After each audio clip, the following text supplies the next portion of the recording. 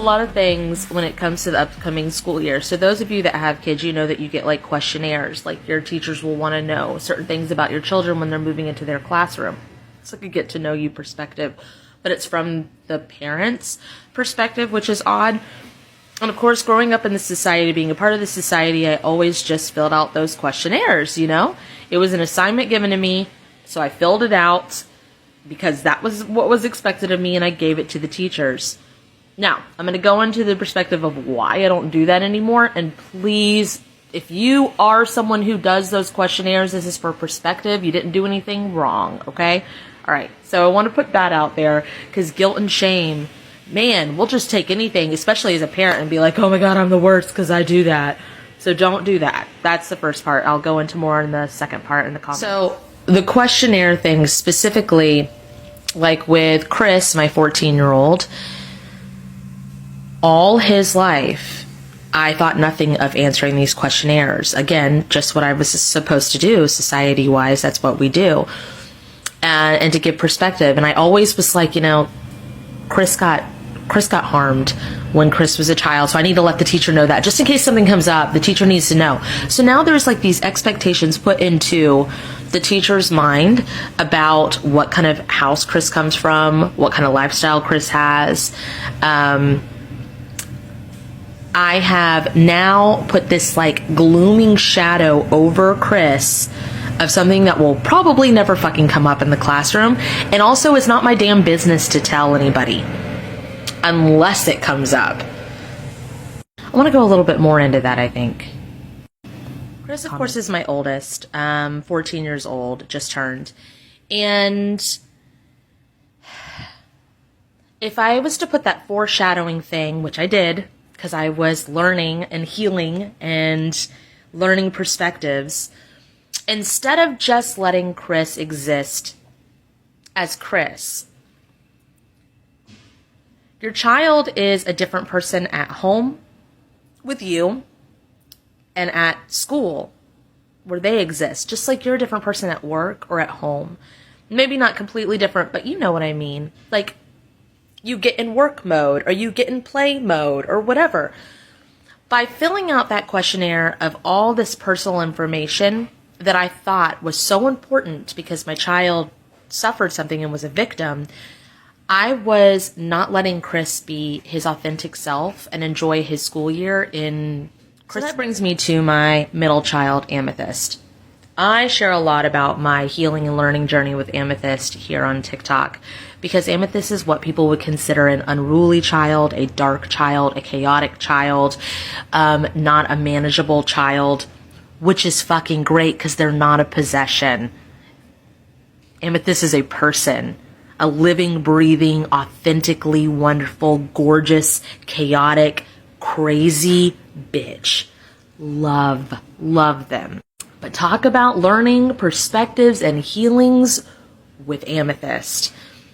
Amethyst has taught me a lot of things when it comes to parenting. And by healing myself and going into that authentic space, the way I am when it comes to Amethyst in school and Amethyst teachers has really broken the mold for me when it comes to societal normatives of doing things. So as I say, a learning experience with Amethyst, I still was trying to fill out those paperwork things, but I was a little bit more open to what I would say. I was more aware of things in general. So when it was like, what challenges does your child have? And I was like, well, and I was putting things in there about like them seeing energies or spirits.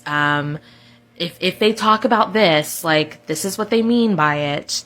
If they, like, how do you say, like, if they open portals, if they do whatever.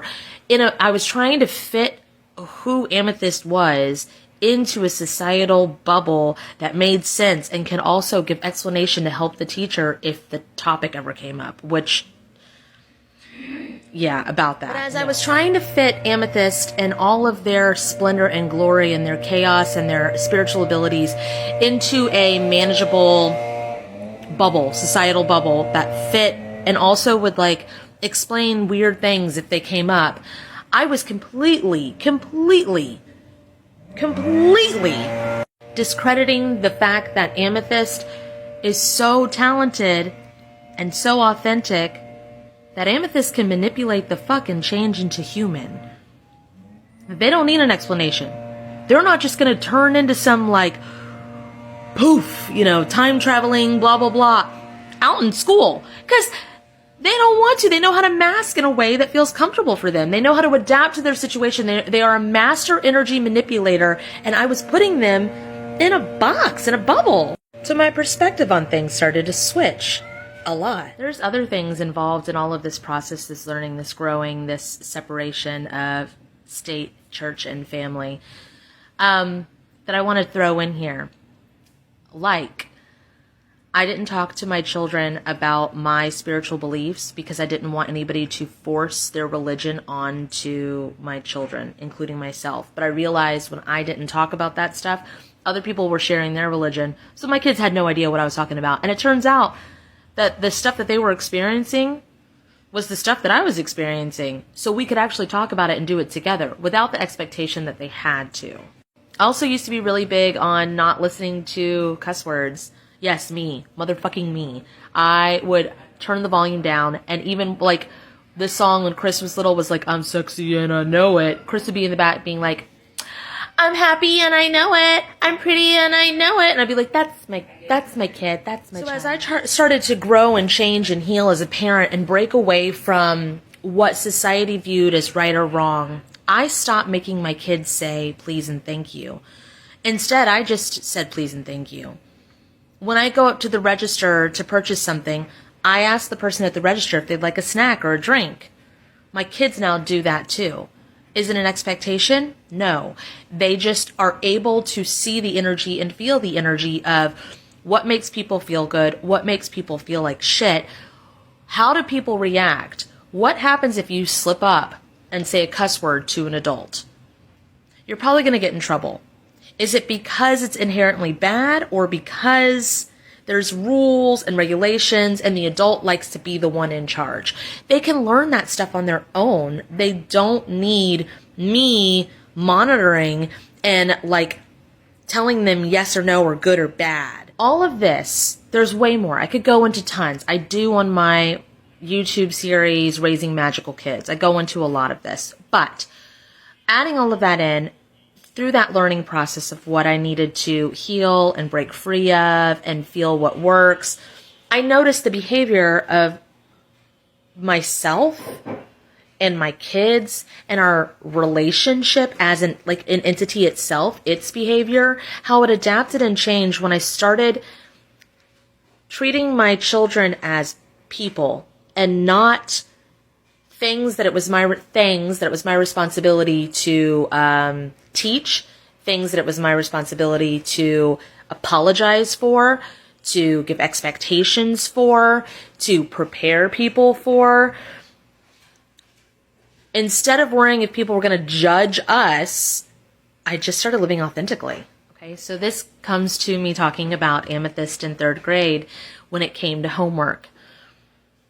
We had already started living an authentic life, right? My kids don't have chores, they don't have responsibilities, and there's no punishment at my house. And it's not even like gentle parenting. I genuinely don't have to punish my kids because they are people that live with me in their house as well, with their own belongings in their own room and their own language, that I learn their language and they learn mine.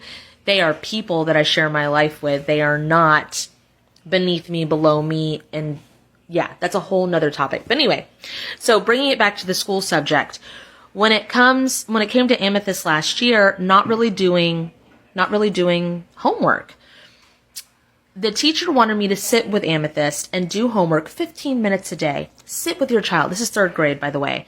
And the teacher was not really quite happy with my response. Now, doing homework with Amethyst for 15 minutes equals out to 3 hours of Amethyst getting pissed off, me getting pissed off, me pretty much doing the homework for them not remembering how I taught them step by step how to do it themselves. They want a magic wand. They want me to do the shit for them. A lot like you guys sometimes. Sorry, it's true. You don't want the steps. Sometimes you just want the thing. And I'm not very good at that. If you guys haven't noticed, I'm like, fucking help yourself, heal yourself. Well, with Amethyst, it's the same fucking way. And it was ending up being my toddler needing my attention, Chris having to step up and watch my toddler while I spent all these hours freaking the fuck out and angry with Amethyst to do their fucking homework. And I was like, I can't fucking do this anymore. It is not conducive to our household. And, yeah. So Amethyst's teacher was like, I really want you to focus 15 minutes a day with Amethyst. And I was like, I'm sorry, that's not conducive. And they said, well, your child's education, they're very bright, they're very smart, and they have a lot of potential. If you could just help them harness that. And I said, them playing outside when they are home is what helps them not be an asshole in your classroom. Not be an asshole to us. They heal, they play, they're creative. And there's lots more things in this world that I care about than the American school system. And then, of course, the teacher decided to tell me how they sacrificed their life for their kids. And I was like, cool, that's your life, not mine. And then they were like, well, maybe if you were to, like, reward your child with a candy bar or not give them outside time if they don't get their work done. And I was like, I'm not going to do any of those things. And, yeah, that's how that conversation went. Perspectives of things. So when the teacher is frustrated that they can't do their job because the parents at home are lacking in their spot, I understand their perspective of saying that. But since I could see the bigger picture of it all, I calmly stood my ground. I did not fight. I did not do anything. I didn't help with homework. And guess what happened? Amethyst got A's and B's in school. Great behavior. Teachers loved Amethyst because they didn't do shit at home. They didn't do homework at home. They don't have to clean their room at home. They can play outside. They can eat whatever they want, whenever they want, whether they're hungry or if they're not hungry, they don't have to eat. They can eat what we cook or what we buy. And if they don't want to, they don't have to. They have complete and total autonomy and they thrive in it and they're respectful with it. And when they get to be a human, that's what I mean by a learning curve with Amethyst. Learning a lot of, like, not buckling, not having guilt and shame of what society expects of you, and watching my child actually thrive in the ability to be human and be able to choose which personality they would like. And they really like to succeed, and they don't have to fight at home, which means they don't have to fight at school because there's not a combative energy there. They're not worn out. So they can thrive now instead of survive. That brings me back to Casey Ray and the paperwork from the daycare. The questions on this paperwork were just disgusting to me. What does your child have challenges with? What does your child do really well with? Seems like normal questions, right? That's the normal questionnaires. That's limiting and boxy as fuck. And guess what happened when I didn't answer those questionnaires for Casey Ray's new classroom? Guess what happened? Nothing. They didn't ask me, why didn't you do this homework? They didn't come to me and say, I need more information on your child. One, my kid's been going to daycare there since they were a baby. They already know all the things. Why did they want me to fill out a get-to-know-you child? Bitch, you get to know my child. Casey Ray is a completely different person at school than Casey Ray is at home. Casey Ray is in a learning environment at school. At home, she's in chill-as-fuck mode. And what you consider challenging isn't challenging to her. Other things that you would consider normal, quote-unquote, might be challenging to her. But who the fuck am I to say that? Even if she is 4. Get to know her. You don't need gross perspectives from me. Or boxes. When I do these things, it's not spiteful. It is not wanting to put my child in a box, not putting expectations out there, letting the teacher get to know that child and build their own relationship together. It is giving a conducive environment for my child to be authentically themselves so they can actually thrive and be better in the classroom because they don't have that stress. It's all a big picture of moving parts that really makes a conducive, cohesive energy for everybody. And it's just basically looking at those things that make you feel uncomfortable and go, why does this make me feel uncomfortable? Okay, so even this, like I ask my kids if they want me to tell their school or their teachers their pronouns or their preferred name. They might not want that. They might not want that in school. It's not my job to out them for their pronouns or their name or anything. Basically, the kids and the teachers have a great relationship. They have personality. They have a chance to get to know each other. My kids have independence. They learn how to do things on their own without someone guiding their hand. So that's like forming their future. They're in a safe, loving, caring environment. They get to express themselves.